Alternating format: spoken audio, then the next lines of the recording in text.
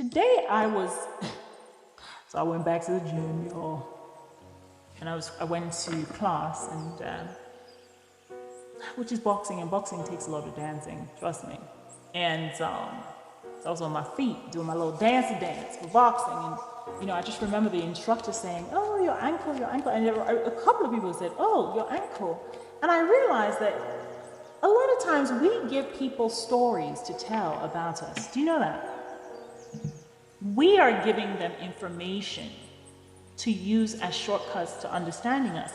It's like I was just so reduced to my ankle because I talked about that ankle for at least, I was gone for weeks.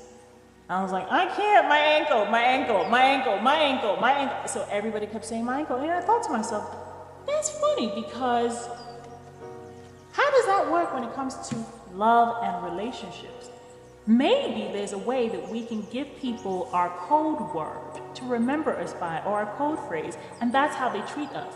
Because when people saw that my ankle was broken, they reacted to me like my ankle was broken. That was the narrative I gave them. So in love, what is the narrative that you give people? Because some of you give people narratives like, oh, I have high standards. But then you don't act accordingly and nobody treats you that way. That's the thing. See, when my ankle was broken, I was acting accordingly. I was acting like someone with a broken ankle. Or I should say sprained, I shouldn't say broken. And people treated me as such. And they remember that. To the point where it's weeks later and they're still talking about that ankle. Chad, how's your ankle?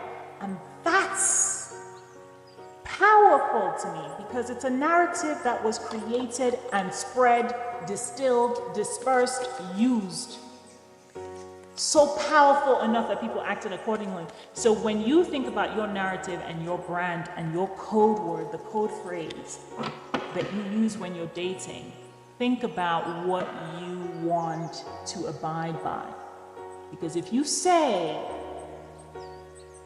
that you're the no-nonsense person who's looking for a life partner, but you keep attracting trolls and staying with them, those trolls are not going to believe you.